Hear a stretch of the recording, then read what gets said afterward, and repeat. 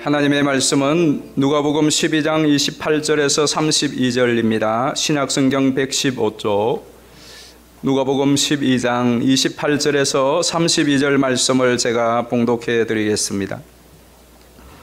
오늘 있다가 내일 아궁이에 던져지는 돌풀도 하나님이 이렇게 입히시거든 하물며 너희일까 보냐 믿음이 작은 자들아 너희는 무엇을 먹을까 무엇을 마실까 하여 구하지 말며 근심하지도 말라.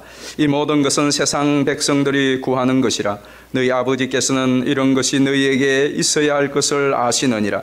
다만 너희는 그의 나라를 구하라. 그리하면 이런 것들을 너희에게 더하시리라. 적은무리여 무서워 말라. 너희 아버지께서 그 나라를 너희에게 주시기를 기뻐하시느니라. 아멘. 할렐루야. 어떻게 설들은 잘 지내셨는지 모르겠습니다. 새해 복 많이 받으시고 더욱더 강령하시고 주의 은혜가 우리 서교회 모든 성도님들 여러분 모두에게 가득하시기를 예수님의 이름으로 축원합니다. 지난 주간에 후배 한 사람이 이런 글을 올렸어요. 제목이 이렇게 살다 주님 앞에 서서 되겠는가 그랬어요. 이렇게 살다 주님 앞에 서서 되겠는가. 그러면서 그 내용 가운데 미국의 그 프레드릭 오라토라고 하는 박사님이 교회에 가는 그 연구 논문에 수록한 그 교회 정황을 이렇게 소개해 놓은 것이 있었는데 미국 교회의 현황을 소개를 한 것이었습니다. 교회에 적을 둔 100명, 재적 교인이 100명인 교회를 이제 모델로 해서 통계를 낸 게 있는데요.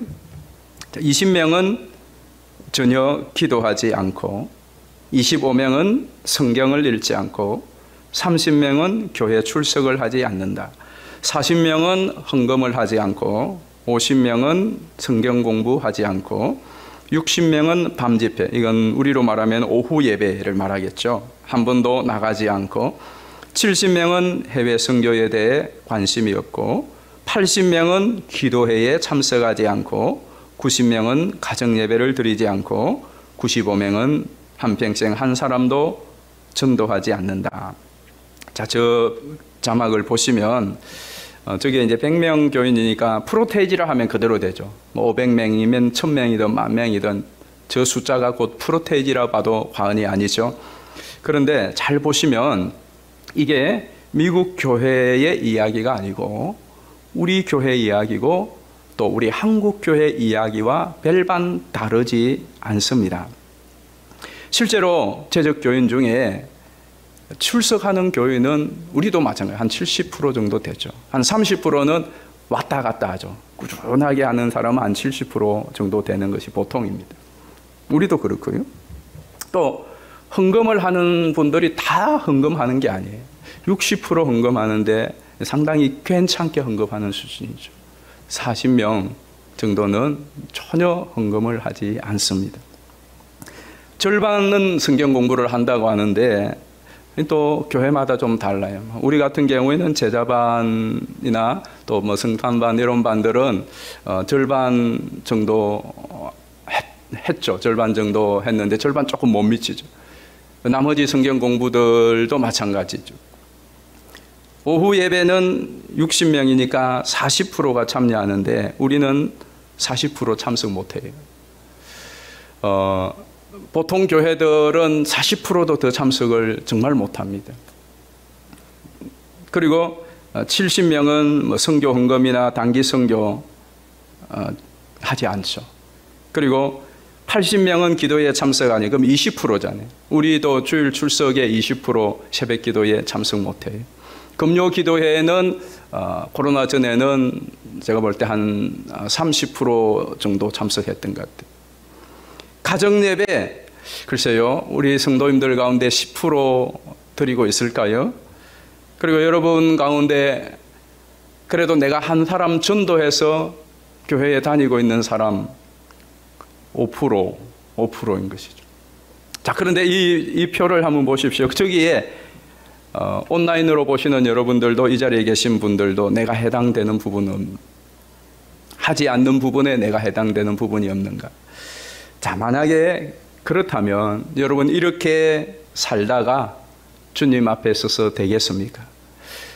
이 도표처럼 저기에 해당한다면 그렇게 내가 신앙생활을 하다가 주님 앞에 서서 괜찮겠느냐는 거죠.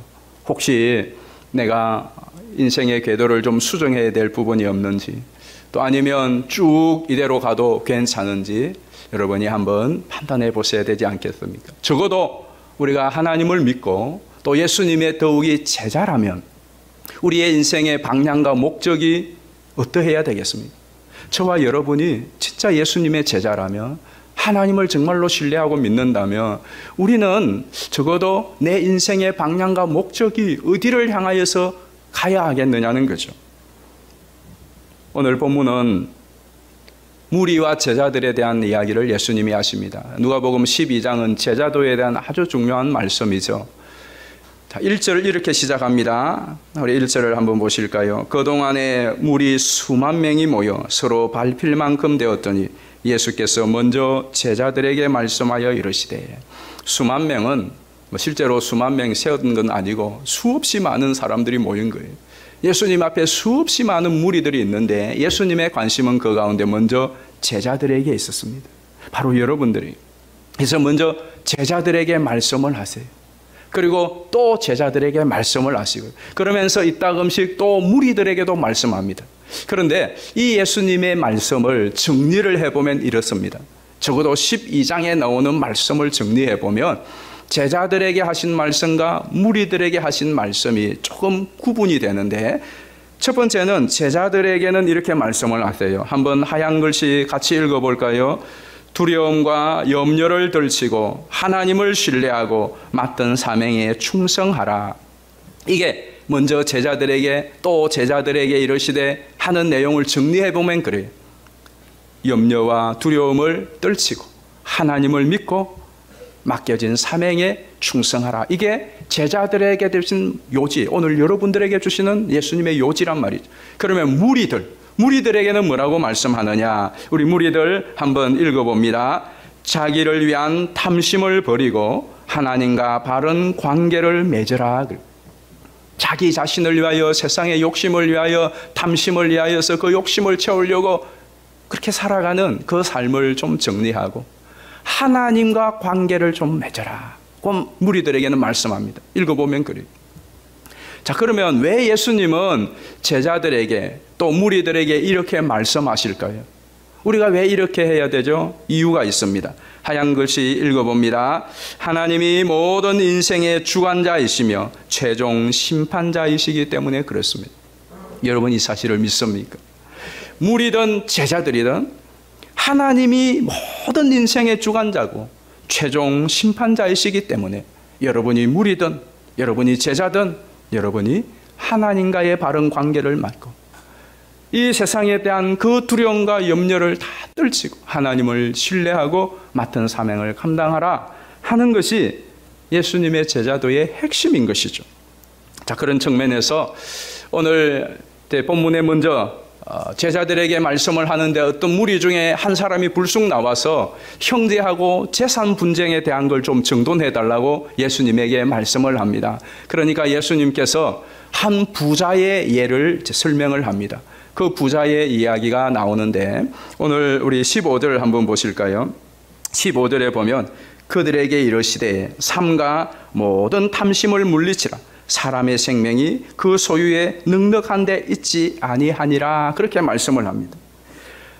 왜 이 말씀을 하시느냐 하면 한 부자가 농사를 짓는 부자겠죠. 그래서 소출을 했는데 그날따라 풍년이에요. 그래서 자기 창고보다 더 이제 넘치는 거예요. 그러니까 여러분은 창고보다 예상보다 수익이 더 많아지고 수입이 더 많아지면 그럼 뭐 해야 되겠습니까? 그걸 좀 나누면 좋을 텐데 이 사람은 어떻게 했느냐? 창고를 더 크게 짓는 거죠. 그리고 거기에다 잔뜩 쌌습니다.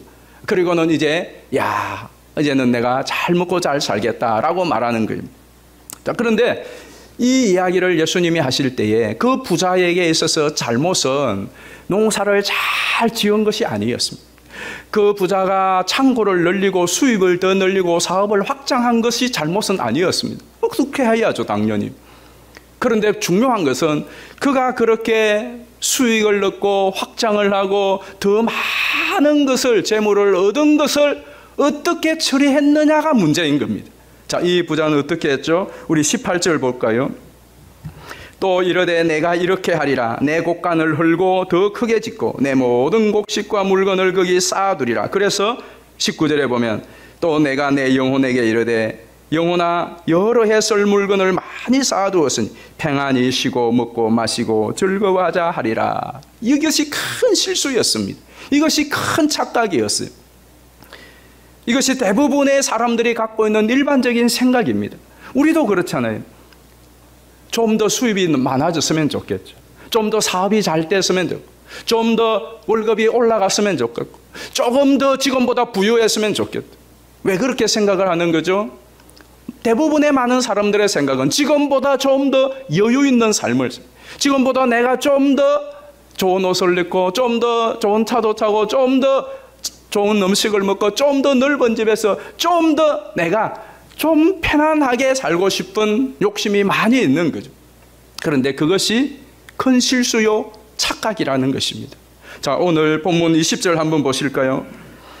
하나님은 이르시되 어리석은 자여 오늘 밤에 내 영혼을 도로 찾으리니 그러면 내 준비한 것이 누구의 것이 되겠느냐. 얼마나 큰 충격이었겠습니까? 이제는 그동안 열심히 벌어서 창고 다 사놓고 이것만 있으면 내 평생 남은 생에 조금도 부족함이 없겠다라고 생각했는데, 그날 밤에 만약에 하나님이 내 영혼을 찾으며 그동안 쌓아놓았던 것, 그동안 모아두었던 것, 그동안 모든 수고는 다 한순간에 물거품이 되는 겁니다. 한순간에 와르르 무너지는 것입니다. 그런데 이런 일이 실제로 우리에게도 일어날 수 있고 우리 주변에 많이 보는 것입니다.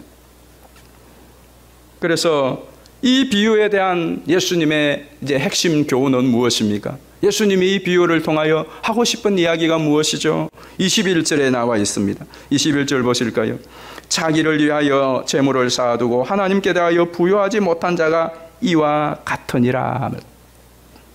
이 사람은 자기를 위하여 재물을 쌓고 창고를 넣으려고 했는데, 그런데 진짜 자기를 위한 것은 재물 쌓는 그것이 아니더라는 것이에요. 정말로 내 자신을 위하고 내 가족을 위하고 우리를 위한 것이 좀 더 재물 늘리고 통장 더 늘리고 그러면 될 줄 알았는데 그게 아니라 진짜 자기를 위한 것은 무엇이에요? 하나님께 부요해지는 것이라는 거예요. 하나님께. 실제로 한번 보십시다. 우리의 생명과 안전과 미래를, 우리의 인생의 운명을 지켜주는 것이 결코 물질이 아니라는 거 우리가 잘 알고 있습니다. 어떤 사람이 아니라는 것 알고 있습니다. 하나님께서 간섭을 끊으시면 아무것도 아니라는 것을 알 수가 있습니다. 결국은 모든 키를 하나님이 쥐고 계시다는 것을 우리가 너무나 잘 알고 있습니다.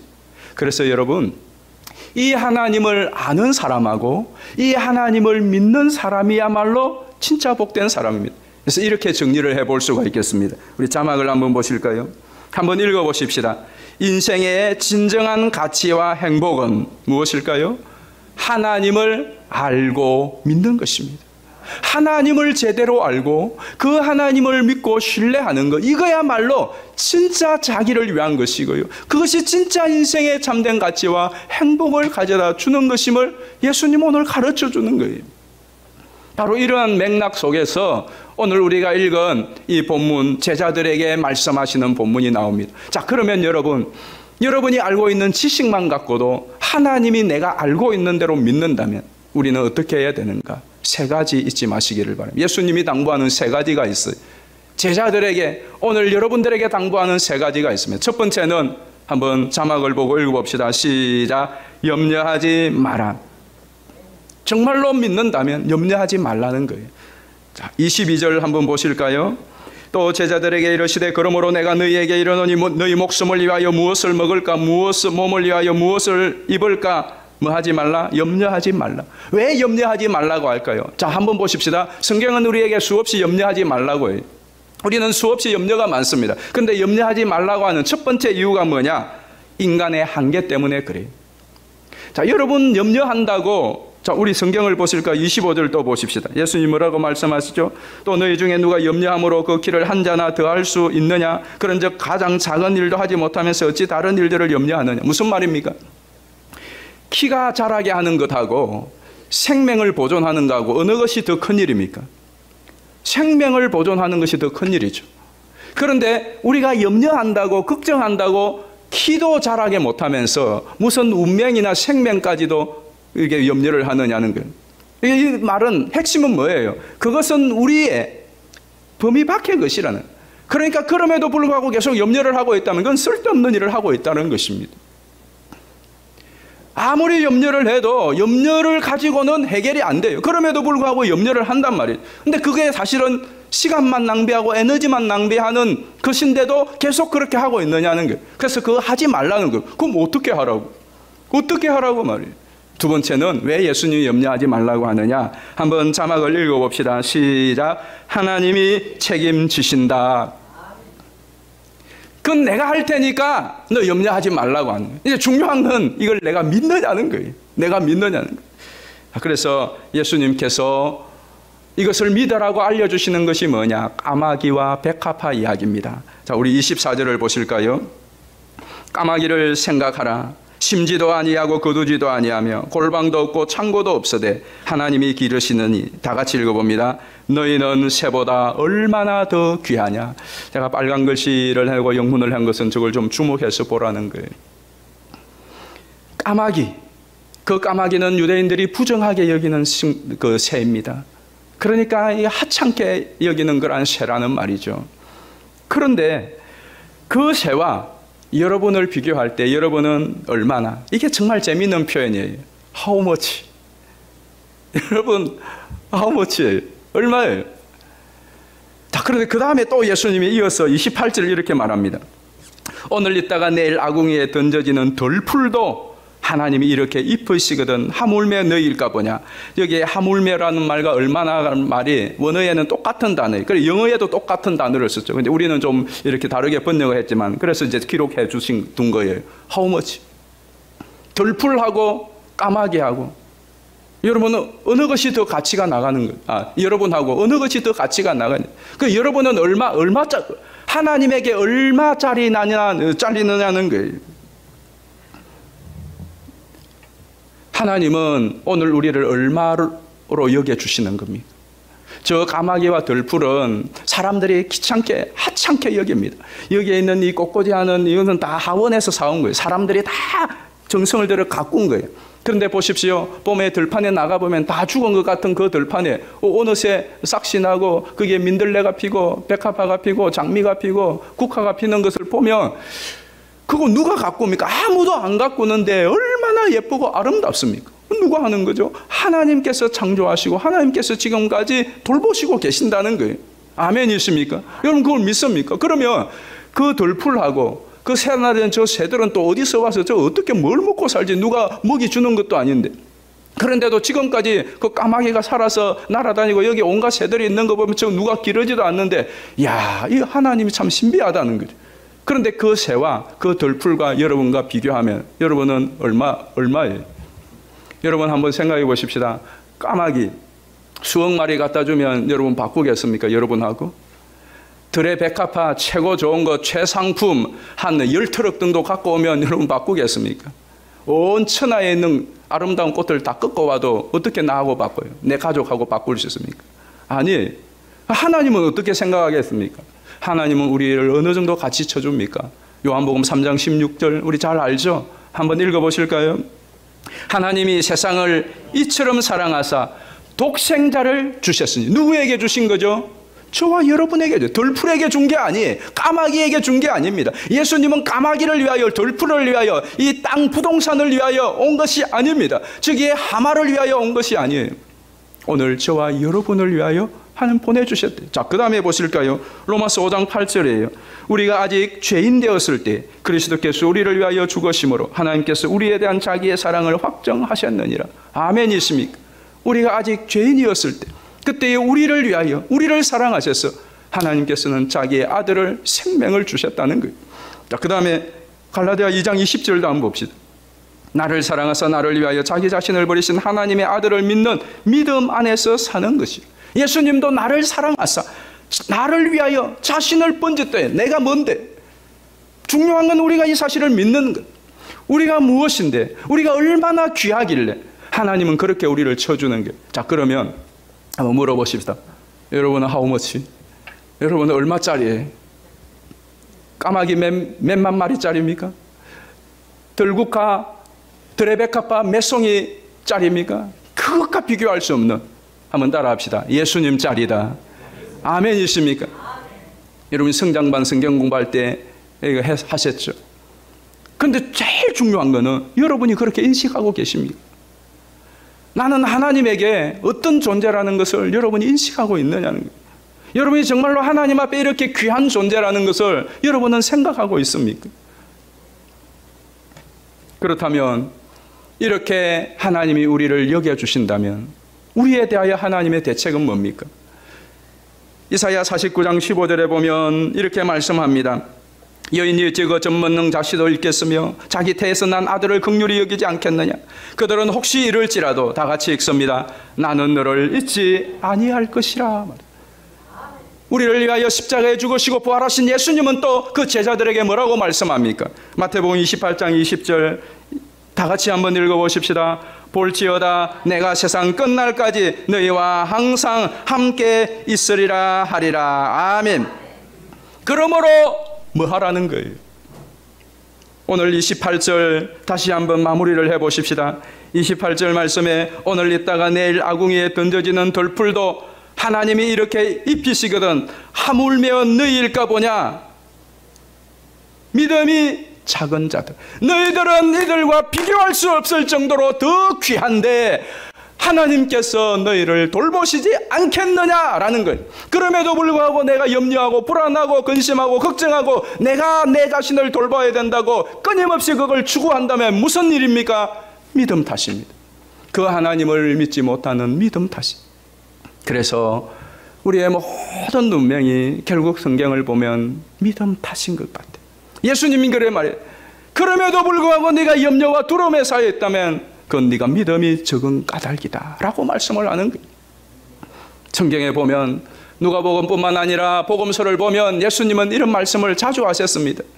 모든 것이 믿음 탓인 것처럼 말씀하셨어요. 이를테면 아이가 죽어갈 때에 죽은 아이를 살리신 것도 내 믿음이라고 말씀하셨고, 중풍병자를 고치신 것도 그 믿음을 보시고 고치셨다고 말씀하셨고, 그리고 또 헬루증 앓는 여인이 고침을 받은 것도 믿음을 보시고 내 믿음이 너를 구원하였다. 모든 것에 치료를 받고 살림을 받고 또 귀신이 쫓겨나가고 하는 이 모든 일들이 믿음 때문이라고. 예수님은 믿음을 보시고 그래서 믿음 때문이라고 말씀하셨어요. 또 반면에 예수님과 함께 갈릴리 바다를 건너가다가 풍랑을 만나서 예수님은 주무시는데 제자들은 열심히 노를 젓다가 이제는 더 이상 인간의 한계에 부딪히자 주여 우리가 죽겠나이다 벌벌 떨면서 예수님을 깨울 때 예수님께서 뭐라고 말씀하십니까?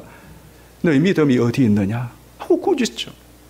베드로가 물 위를 쩌벅쩌벅 걸어가다가 풍랑을 보고서 두려워서 물에 풍덩 빠졌을 때에 주여 죽게 되었나이다 살려주옵소서 할 때 예수님께서 손을 내밀어 그 베드로를 끌어올리시면서 베드로에게 무슨 말씀을 합니까? 믿음이 적은 자여 왜 의심하였느냐. 믿음 탓을 하는 것 아닙니까? 계속해서 예수님은 믿기만 하라고 이 믿음 탓을 하는 것을 우리는 많이 볼 수가 있습니다. 귀신 들린 그 아들을 쫓아내지 못하고 쩔쩔매고 있는 제자들 앞에 예수님 나타나서 뭐라고 말합니까? 믿음이 없고 패역한 세대여 내가 얼마나 너희까지 있을 것이냐라고 믿음 탓을 합니다. 그러니까 이런 거죠. 잘 되어도 믿음 탓, 못 되어도 믿음 탓. 이게 예수님이 하시는 말씀이에요. 그렇다면 여러분, 우리들에게 오늘 예수님은 장구하는 것이 무엇입니까? 믿음이 적은 자들아 그러면서 너 믿음을 다시 한번 새롭게 하라고 말하면서 우리에게 당부하시는 말씀이 두 번째로 의심하지 말라고 합니다. 한번 같이 읽어봅시다. 시작. 의심하지 말라. 이게 굉장히 중요한 메시지예요. 믿고 의심하지 말라는 거예요. 제발. 자, 29절 말씀 한번 보실까요? 잘 보십시오. 너희는 무엇을 먹을까 무엇을 마실까 하여 구하지 말며 근심하지도 말라. 빨간 글씨를 써놓은 것은 좀 저 부분이 아주 중요한 메시지가 들어있는 거예요.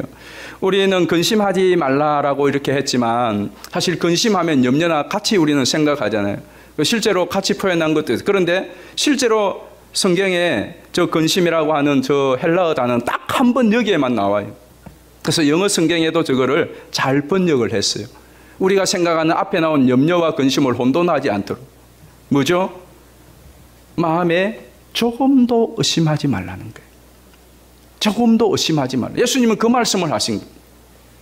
그러니까 구하다는 것은 기도한다는 것이 아니라 내가 찾고 노력하고 애쓰는 건데 이제는 그거 좀 그만두고 그리고 조금도 그냥 의심은 그냥 do not이 아니에요. 그냥 이 굉장히 강한 부정이잖아요. 전혀 의심하지 말라는 거예요. 1도 의심하지 말라는 거예요. 왜 그렇게 말씀하시는 걸까요? 의심하지 않을 수 있는 이유가 무엇이죠? 그게 이제 30절입니다. 30절 같이 읽습니다. 시작. 이 모든 것은 세상 백성들이 구하는 것이라 너희 아버지께서는 이런 것이 너희에게 있어야 할 것을 아버지가 등장하는 거예요. 자, 세상 사람들이 자, 이 30절 보세요. 이걸 오해하면 우리는 먹고 사는 거 걱정 안 해도 되네. 우리는 필요 없네. 그게 아닙니다. 세상 사람들이 구하는 것이라는 말은 이게 처지를 말하는 것이지 우리에게는 세상 사람들에게는 필요한데 우리는 그게 아니에요. 처지가 세상 사람과 우리가 다르다는 거예요. 자, 세상 백성들은 어떤 처지입니까? 아버지가 없는 고아와 같은 처지입니다. 그러니 자기 힘으로 먹고 살아야죠.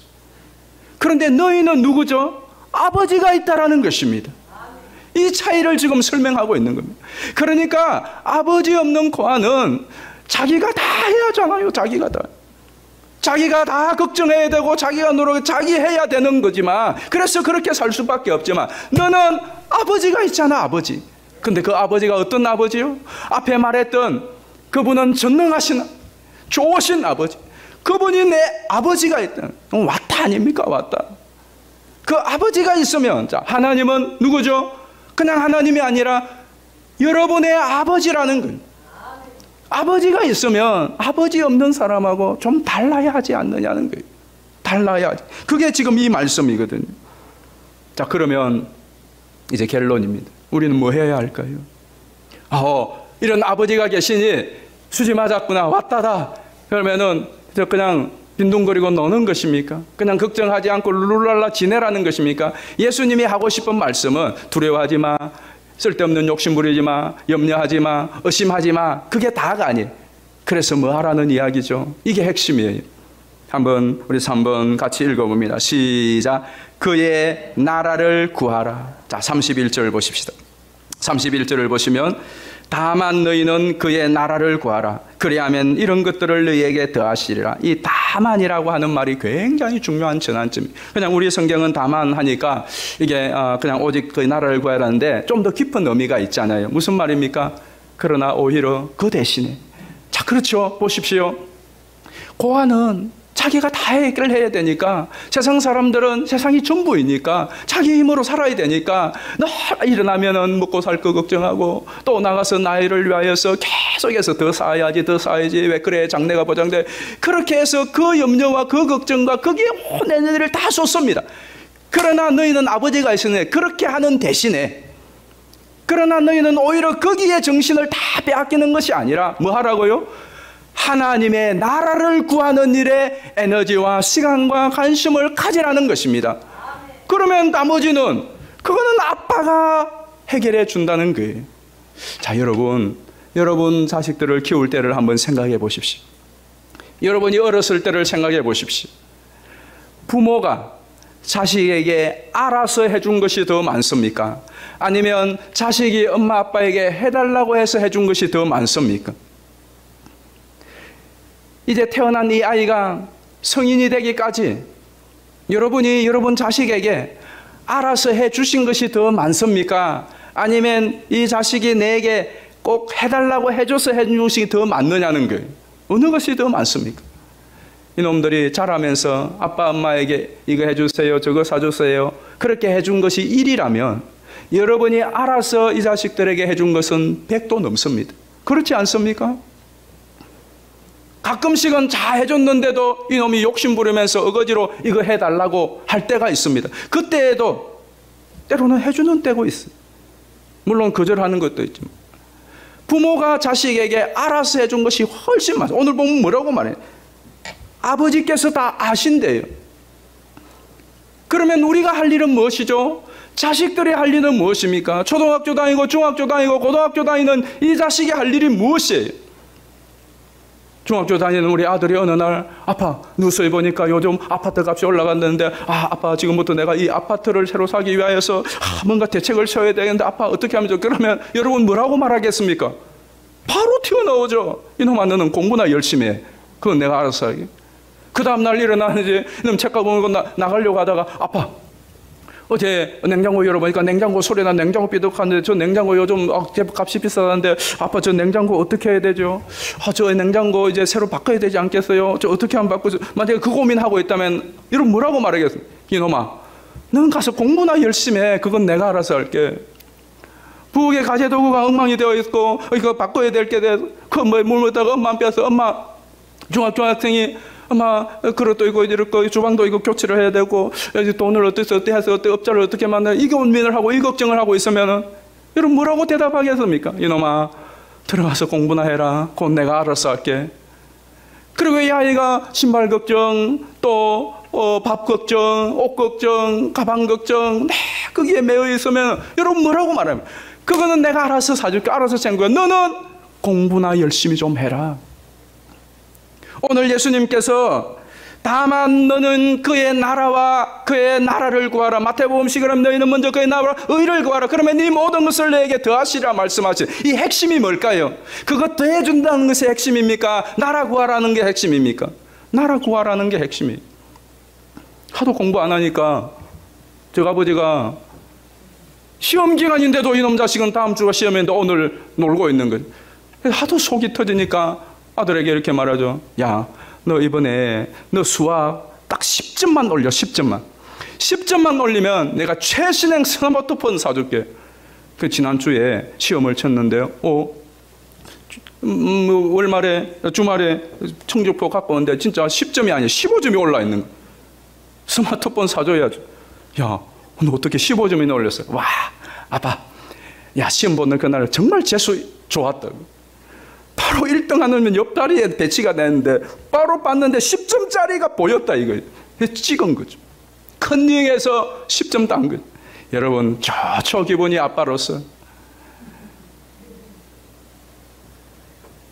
이 아이는 그 스마트폰에만 감사해요. 아빠가 야 너 10점만 올려 스마트폰 사줄게 하는 것은 스마트폰 사주는 게 목적이 아니라 너 좀 실력을 키워라는 것이 목적이란 말이죠. 그러면 나머지는 내가 알아서 한다는 거예요. 오늘 우리가 그래요. 이 말씀을 붙들고도 우리는 때때로 이렇게 생각하지 않습니까? 야 하나님이 다 해준대. 다 해주는 게 우리의 목적이 되고 하나님의 나라를 구하는 것은 수단이 된 그게 아니란 말씀입니다. 그게 아니라 하나님의 나라를 구한다는 게 뭡니까? 하나님의 나라에 대해서 어마어마한 책과 논문이 있는데 너무 쉬운 거예요. 사실은 하나님의 나라를 구한다는 것은 제자의 삶을 살아가는 것입니다. 하나님의 나라를 구한다는 것은 내 욕심과 내 주장과 나만을 위하여 사는 인생이 아니라 이제는 하나님의 뜻을 따라 하나님의 말씀을 따라 살아가는 삶이지 않습니까? 그게 무엇입니까? 여러분 가정에 나아가서 여러분 가족들을 교회에서 서로를 위하여서 세상에 나아가서 이 사회와 세상의 많은 사람들을 그들을 섬기면서 그들 가운데 하나님의 뜻을 흘러보내고 사랑을 흘러보내는 삶이 그것이 바로 하나님 나라를 구하는 삶. 그러면 나머지는 하나님 알아서 해준다는 거예요. 당장 여기에 대한 적용이 뭐죠? 저 적용이 우리가 읽지 않았지만 33절에 나와요. 우리 33절 한번 보실까요? 너희 소유를 팔아 구제하여 낡아지지 아니하는 배낭을 만들라. 곧 하늘에 둔 바 다함이 없는 보물이 거기는 도둑도 가까이 하는 일이 없고 좀도 먹는 일이 없느니라. 너희 보물이 있는 곳에 너희 마음도 있으리라. 이게 바로 실천이에요. 하나님 나라를 위한.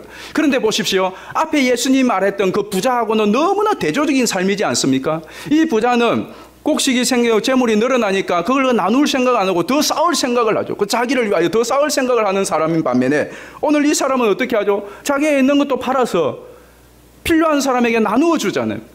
그런데 누가 잘하는 것이죠? 이 사람이 잘하는 것이라는 거죠. 여러분은 어떻게 사시겠습니까? 여러분 지금처럼 이렇게 살다가 주님 앞에 서서 되겠습니까? 아니면 수정하셔야 되겠습니까? 쭉 그대로 가셔야 되겠습니까? 이제 말씀을 정리합니다. 예수님께서 하나님이 우리 아버지시라고. 그 아버지는 세상의 아버지와 다른 너무나 좋으시고 그리고 전능하신 아버지시라고. 그래서 우리는 오늘 또 예배를 드리면서 전능하사 천지를 만드신 하나님 아버지를 내가 믿사오니, 정말로 믿는다면 예수님 말씀합니다. 염려하지 말고 탐심을 버리라. 쓸데없는 욕심, 세상의 욕심, 자기를 위한 욕심 이제는 좀 버리고 그것 때문에 염려에 매여 있지 말라라고 말씀합니다. 두 번째로는 이렇게 말씀합니다. 의심하지 말고 너 사명에 충성하라. 어떻게 될까 의심하지 말고 내게 맡은 가정에서, 교회에서, 여러분의 일터에서 여러분에게 주어진 그 사명에, 청지기의 사명을 다하라. 그리고 마지막 결론은 이것이었죠. 한번 초록색 글씨 읽어봅니다. 시작. 하나님 아버지를 믿어라. 결국은 무엇에 달려 있는 겁니까? 정말로 하나님을 아버지로 믿는다면 가는 겁니다. 왜 염려가 되죠? 왜 걱정이 되죠? 왜 불안하죠? 무엇 때문이죠? 있고 없고가 아니잖아요. 하나님을 내가 정말로 믿느냐 하는 것이. 자, 여러분에게 남은 여러분의 생애, 여러분의 장래, 여러분의 노후, 여러분의 인생이 다 보장되어 있다. 여러분의 모든 것이 다 보장되어 있다. 그러면 여러분 오늘부터 뭐 하시겠습니까? 여러분에게 모든 것이 다 보장되어 있으면 이제부터는 어떻게 사시겠습니까? 자, 여러분 어떻게 하면 여러분의 남은 인생이 보장이 되겠습니까? 정말로 이 부자처럼 다 쌓아놓으면 보장이 되겠습니까? 아니면 예수님이 말씀하신 대로 하나님이 너희 아버지로 함께 하시면 그걸로 보장이 되는 것입니까? 오늘 하나님께서, 예수님께서 너희 아버지께서 너에게 있어야 할 것을 다 하신다. 너는 그의 나라를 구하라. 그러면 네 모든 것 너에게 더하시리라는 이 말씀이 여러분의 남은 인생에 보장이 되는 것입니까? 어떻습니까? 제가 이렇게 설교를 해도 이 부분에 오면은 이게 도대체 예수님의 이 말씀이 보장이 되고 믿지 않으면 이제 더 이상 할 얘기가 없는 거예요. 예수님의 이 말씀을 내가 믿고 이걸 보장 삼지 못하면, 그래도 내가 꾸역꾸역해서 내가 창고 늘리고 쌓아야 된다고 하면 이제 이게는 해답이 없습니다. 사랑하는 성도 여러분, 예수님을 믿고 하나님을 믿으시기를 바랍니다. 너희는 마음에 근심하지 말라. 하나님을 믿으니 또 나를 믿으라고 하신 예수님을 신뢰하고, 여러분이 걱정하고 여러분이 염려하고 여러분이 추구해야 될 것은 하나님이 저와 여러분에게 지금 맡기신, 오늘 이 예배 드려야 될 시간은 예배 잘 드리는 것, 여러분이 내일 출근해야 될 때는 출근 잘 하시는, 여러분이 가정에서 자녀를 돌보고 가정을 돌봐야 될 그 자리에서 그 시간에 그걸 잘 하는 것, 그 일에 충성을 다하면 나머지는 하나님이 해결해 주시겠다는 이것이 우리의 보장이 되고 그 삶을 살아가는 거예요. 여러분이 시간이 생기면 그 시간을 제일 먼저 하나님의 나라를 위하여 떼십시오. 여러분이 돈이 생기면 그 돈에 제일 먼저 하나님께 드려야 될 것부터 떼십시오. 그거 다 떼고 나면 뭘로 사는데, 뭘로 사는지를, 아버지가 어떻게 하는지를 좀 보시라고요. 그걸 어떻게 믿어? 그러면 믿는 사람들을 좀 보시라고요. 그 11조 떼고 헌금 떼고 어떻게 사는데, 근데 우리 교회에 11조 하는 분들, 헌금하는 분들 안 망하고 살아가는 법을 한번 보시라고요. 새벽부터 새벽기도 나오고 이 바쁜데 나와서 봉사하고 섬기고 그렇게 해서 어떻게 살아가는지, 아버지가 어떻게 하시는지 그 증거를 여러분 주변에, 여러분들이 증인이잖아요. 여러분들이 어떻게 사는지를 보여주는 거죠. 직장에 나가서, 사회에 나가서 이 세상 속에서 세상 방법처럼 살지 않고 말씀을 따라서 진실하고 신실하게 그렇게 살아서 이때 이 시대에 어떻게 살아남느냐고. 살아남은 여러분들, 살아남은 우리 주위의 믿음의 다른 식구들을 한번 보시라고요. 아버지 하나님이 정말로 헛말하신 분이 아니고 하나님이 무능한 분이 아니라 자기를 신뢰하고 하나님 나라를 위하여 살아가는 사람들을 아버지로서 어떻게 대하시는지 저는 여러분 모두가 증인 되시고, 그래서 여러분을 통하여 또 수많은 사람들에게 이 하나님의 나라가 증거되어지고 흘러가게 되기를 예수님의 이름으로 축원합니다. 우리 이 시간 합심하여 한번 같이 기도하십시다. 우리가 제자의 삶을 위하여서 하나님께 대한 믿음과 하나님 나라에 충성된 청지기로서의 삶을 살 수 있도록 우리가 이 땅의 모든 보물을 쌓는 것이 아니라 하늘의 보물을 쌓고 하나님께 대하여 부요한 자가 되고 내 인생뿐만 아니라 다른 사람의 삶도 풍성하게 해주는 그런 복된 삶이 되도록, 또 우리 코로나19의 종식과 우리 한우들의 치유와 회복을 위하여서도 우리 주여 한번 부르고 통성으로 기도하겠습니다.